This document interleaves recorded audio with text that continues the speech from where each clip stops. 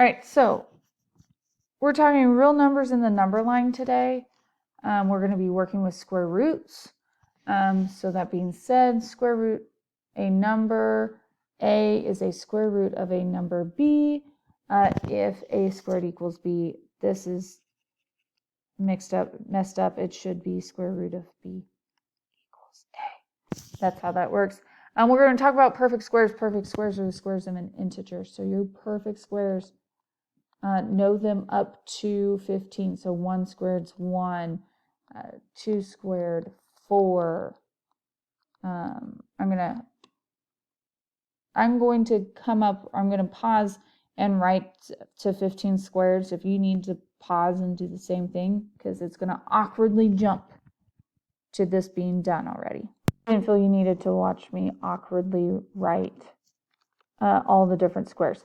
All right, so 2 squared is 4, 3 squared is 9, 4 squared is 16, 5 squared is 25, 6 squared is 36, 7 squared is 49, 8 squared is 64, 9 squared is 81, 10 squared is 100. And I would expect that you should have those memorized already. You need to add to, if you haven't already, that 11 squared is 121, 12 squared is 144, 13 squared is 169, 14 squared is 196. We flip-flopped it back 2. And 15 squared is 225. Knowing those are going to make the rest of what we're doing easier. And then an inequality, that's the less than, greater than. We're comparing the values of two expressions, or in this case, numbers. All right, so starting with square roots. Basically, you just ask yourself, what times itself gives me the number on the inside? So what times itself is 81? I hope you said 9. You can also look at the list. If you go back to the list, I'm looking, where is 81? Oh, it's here. Answer's 9. All right, when it comes to fractions, split it up. Square root of the numerator, square root of the denominator. Square root of the numerator is 3. Square root of the denominator is 4. There's our answer. Square root of 9/16 is 3/4. Now, we can kind of work it backwards if we're trying to compare numbers, and we'll get to that, where I can change a whole number into a square root. We'll talk more about that, and I think it's one of the close examples. So we're going to estimate the square root of 34. And now your state test, and this is on the non-calculator portion of that, I think mostly just ask, what are the two whole numbers it's between, right? So that's where we start. What are the two whole numbers the square root of 34 is between? And you start that by saying, well, that's close to 36. 34 is close to 36. So it's going to be between my perfect squares of 25 and 36, right? So we're going to think of those as square roots. What's the square root of 25? 5. What's the square root of 36? 6. So I know that I am between 5 and 6. If it asks what is the estimated whole number, our estimated whole number would be the fact that 34 is closer to 36, so we would round to 6, right? But if it's wanting like a decimal, like tenths place, right? I know it's going to be 5 point something, because we're less than 6 but greater than 5, so it's 5 point something. I know that I'm closer to 36 than I am to the 25, so I know that I'm going to be greater than 5.5. If it's wanting to get very, very technical, what I'm going to do is I'm going to take like 5.6 and I'm going to square it. And I'm going to take 5.7 and I'm going to square it. I'm going to take 5.8 and square that number, and 5.9 and square that number, and see where 34 falls between. Now, I would just take an estimated guess, and in my estimated opinion, that should be 0.8. According to the calculator, 5.6 squared is 31.36. 5.7 squared,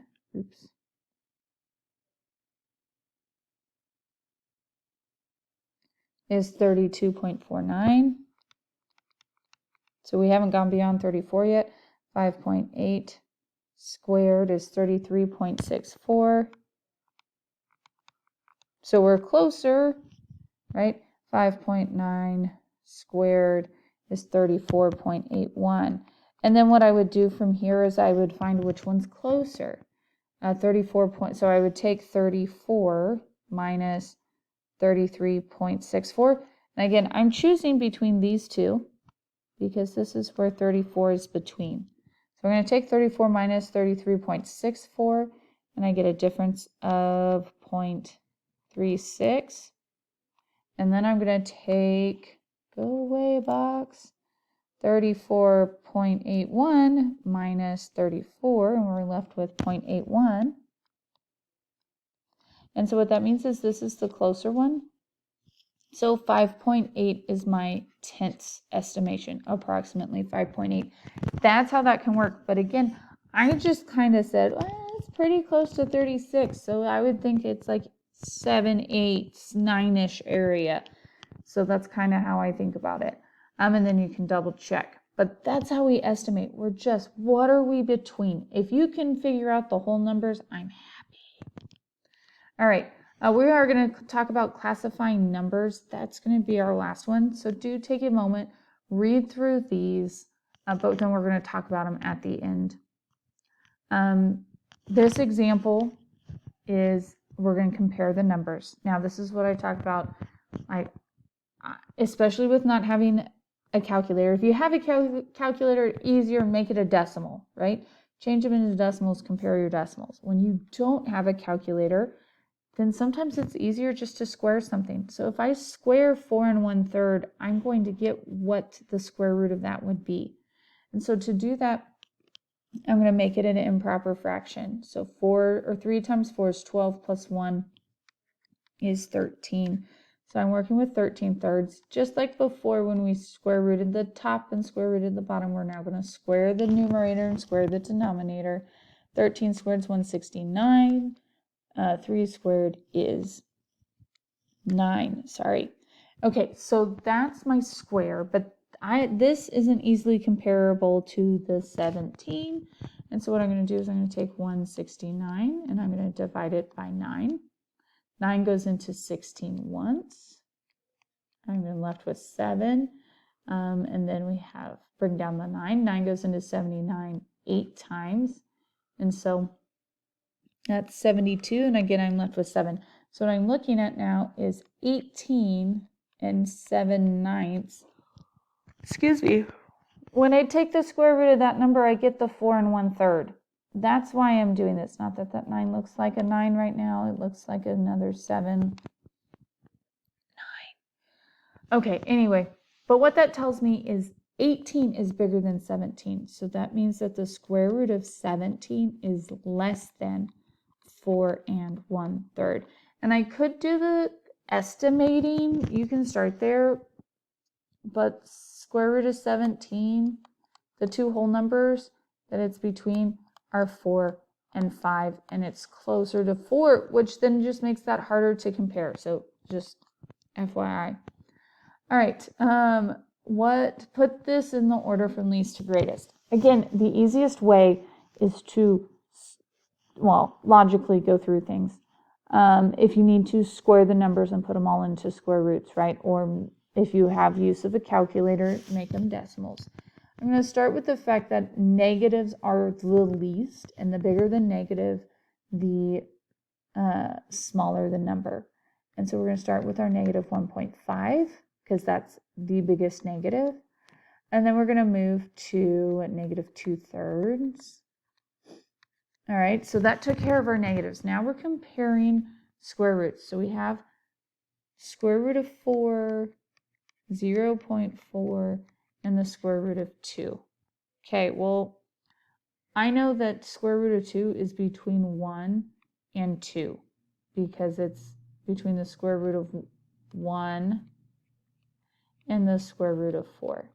So I know it's between 1 and 2, which makes it greater than 0.4, and 2 is less than 4, which makes the square root of 2 smaller than the square root of 4.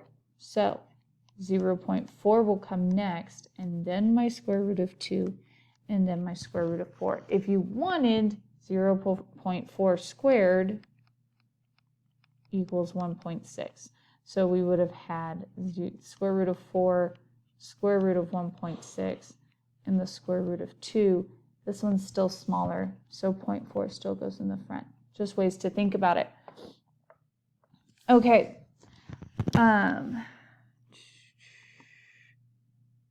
Yep, looking at the time, I'm going to make the last slide into its own video just so that this video doesn't get any longer than it already is.